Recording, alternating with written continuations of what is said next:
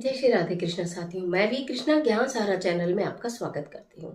आज की वीडियो कुछ अलग हटकर है। आज की वीडियो में हम जानेंगे कि जब भी हमारा अच्छा समय आने वाला होता है, ईश्वर की तरफ से हमें कुछ संकेत मिलते हैं। ब्रह्मांड हमें सचेत करता है कि अब आपका अच्छा समय आने वाला है, परंतु या तो हम उसको समझ नहीं पाते, या हम अपने लिए समय नहीं दे पाते, या हम उन चीज़ों को जान नहीं पाते, या हम घबरा जाते हैं, या हम परेशान हो जाते हैं।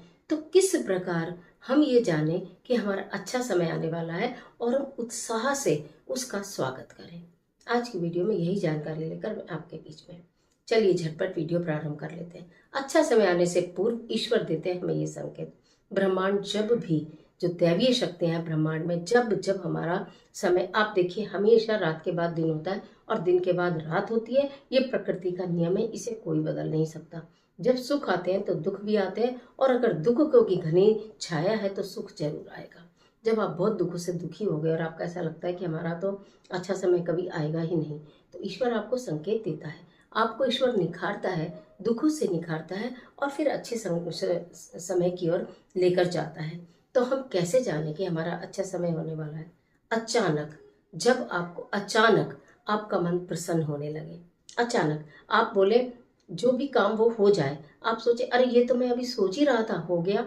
अभी तो मैं इससे बात ही करना चाह रहा था, ये व्यक्ति स्वयं ही आ गया। आज मेरा पैसा किसी के ऊपर उधार था, मैं सोच रहा था मिल जाए, वो व्यक्ति का फोन आ गया। तो ये संकेत होते हैं हमारा अच्छा समय आने के। इसके साथ साथ जब आपकी नींद ब्रह्म मुहूर्त में अचानक खुलने लगे, सोचकर नहीं, अचानक खुले।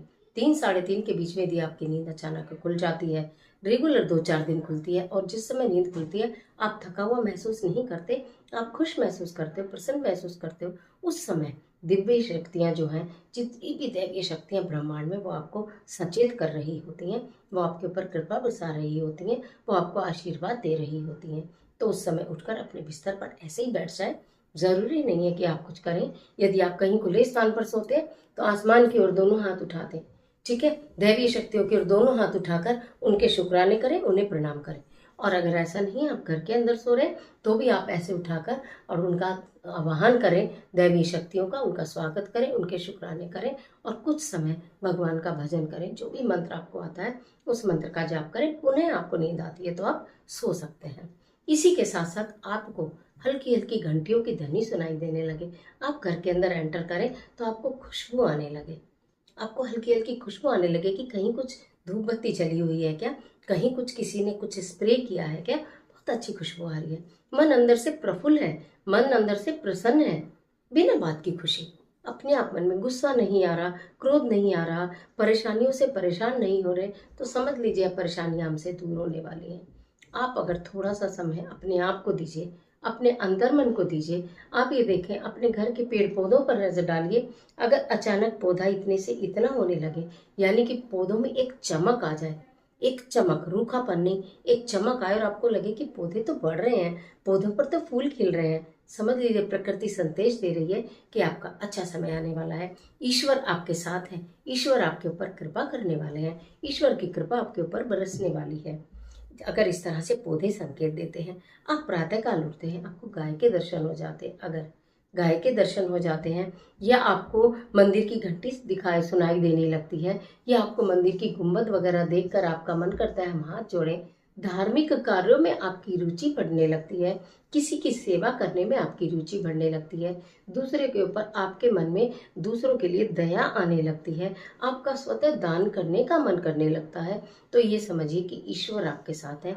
ईश्वरीय शक्तियों ने पूरी तरह से आपके ऊपर एक पॉजिटिविटी का घेरा बना लिया है।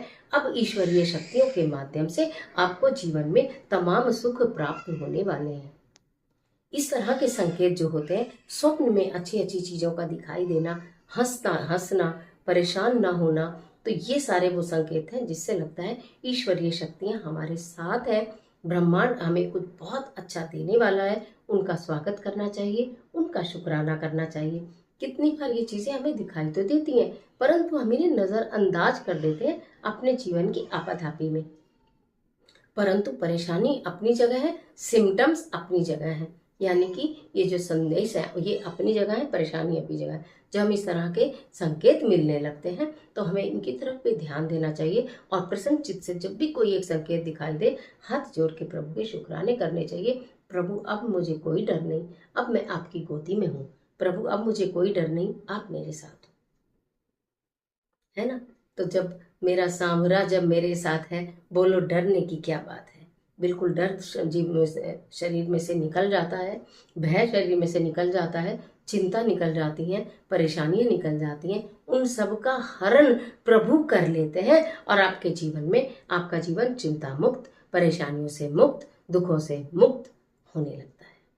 तो इन संकेतों पर ध्यान दीजिए। इसी के उल्टे यदि घर के पौधे सूखने लगे, आपको घर में से अजीब सी स्मेल आने लगे, फूल आपके पौधों पर खिले ना, आपको क्रोध आने लगे, आपका धार्मिक कार्यों में मन ना लगे, आपका पूजा पाठ में मन ना लगे, किसी को दान देने का आपका मन ना करे, तो फिर आप ये सोचिए कि कहीं ना कहीं प्रभु ये संकेत दे रहे हैं कि आपको अलर्ट होने की ज़रूरत है, नहीं तो बुरा समय आते देर नहीं लगेगी। दोनों ही चीज़ पर ध्यान दीजिएगा, गौर कीजिएगा।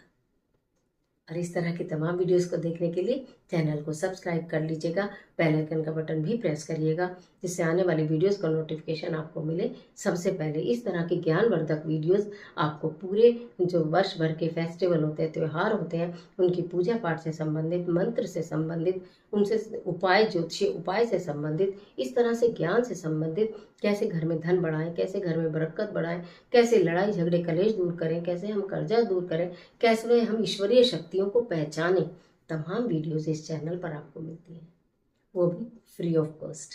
सिर्फ चैनल को सब्सक्राइब करोगे तो ही ये सब चीज़ मिल पाएंगी। वीडियो इस तरह की आपको अच्छी लगती है तो वीडियो को लाइक करिएगा, ईश्वर के शुक्राने करिएगा, अपने फ्रेंड के साथ शेयर कर लीजिएगा, कमेंट बॉक्स में इष्ट देव का स्मरण जरूर करिएगा या जय श्री राम जरूर लिखिएगा। ईश्वर आपकी मदद